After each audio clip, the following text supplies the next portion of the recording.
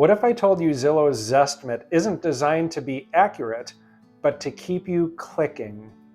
Accuracy was never Zillow's concern when they published their blind guesses at home values. The real goal was to drive traffic to their site, and on that front, it gets an A+. I'm Eric with Andersen Realty Group, and I get the appeal. Who doesn't want to know what their home is worth? The Zestimate gives homeowners a number, updates from time to time, and looks official. It must know what it's doing, right? Except the Zestimate doesn't see the interior condition of a home, understand the local market, or account for any psychological factors that influence sale prices. It doesn't weigh risk. It doesn't have a pricing strategy. Most importantly, it doesn't consider any personal factors that drive a seller's pricing decisions, such as their timeline, financial needs, or risk tolerance. It's just an algorithm. And algorithms don't sell homes, strategy does. Selling a home isn't a simple math equation. If it were, Zillow would have figured it out when they tried flipping homes in 2021 and lost $881 million doing it. The company relied on Zestimates to predict pricing trends, assuming their algorithm could determine what home values were without considering buyer psychology, negotiation dynamics, or have any local market expertise.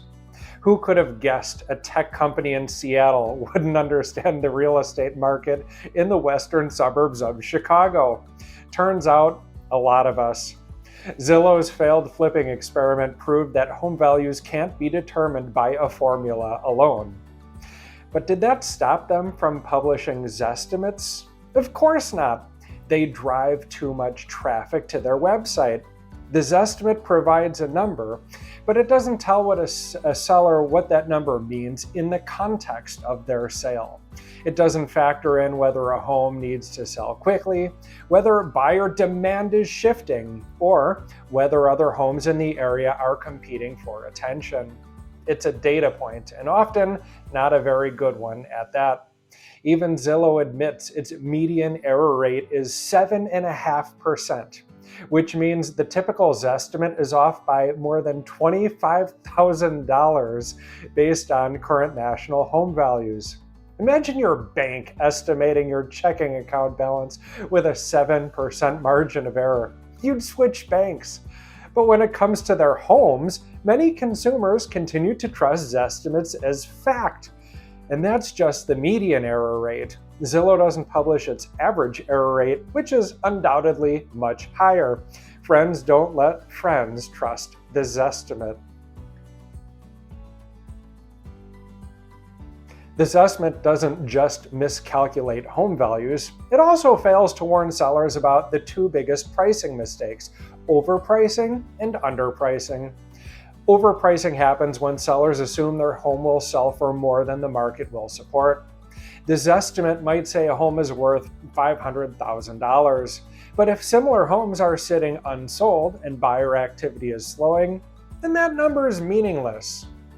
Overpriced homes go stale. They attract lowball offers and typically sell for less than if they had been strategically priced from the start.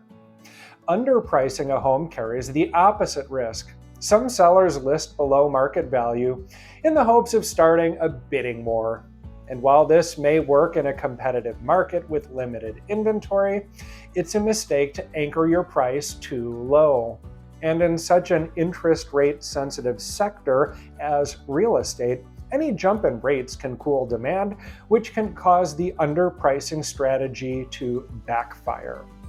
The Zestimate doesn't weigh these risks. It doesn't track local bidding activity or know when homes in a given price range are stagnating. It just picks a number. And as long as people keep clicking, Zillow will keep giving the people what they want. Every seller approaches risk differently, and pricing strategy should reflect that. A conservative seller, someone with low risk tolerance, prioritizes certainty. They price competitively from the outset, knowing well-priced homes attract serious buyers quickly. They know you only have one chance to make a great first impression. They aren't interested in gambling and would rather secure a strong, reliable offer than chase a hypothetical windfall. A moderate risk taker is willing to test the waters, listing slightly above the market while staying flexible. If buyers aren't biting, they adjust before losing momentum. Their strategy balances the potential for a higher price with the reality of buyer behavior. On the other end of the spectrum is the aggressive seller.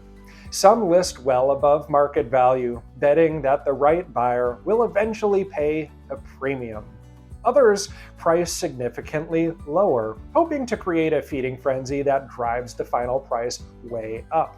It's a high-risk proposition that can result in steep gains or steep losses. Unless you're willing to gamble with what may be your biggest asset, it's usually best to price your home strategically from the start. The Zestimate doesn't account for market conditions. A strong pricing strategy depends on recognizing whether the market favors sellers, buyers, or is somewhere in between. In a seller's market, where inventory is low and demand is high, pricing strategies can be more aggressive. Slightly underpriced homes can trigger multiple offers, while even higher-priced listings may still sell quickly. In a balanced market, precision is key. Overpricing kills momentum, while underpricing can send the wrong signal to buyers. In a buyer's market where inventory is high and demand is weaker, overpricing is a disaster. Buyers have options, and sellers who price too high risk being ignored altogether. The Zestimate doesn't account for any of this. It doesn't track interest rate shifts, sudden inventory spikes, or changing buyer sentiment. A strategic seller does. The Zestimate doesn't adjust for a seller's personal goals, the psychology of buyers, or the level of risk a seller is willing to take. It's not a pricing strategy, it's just an estimate.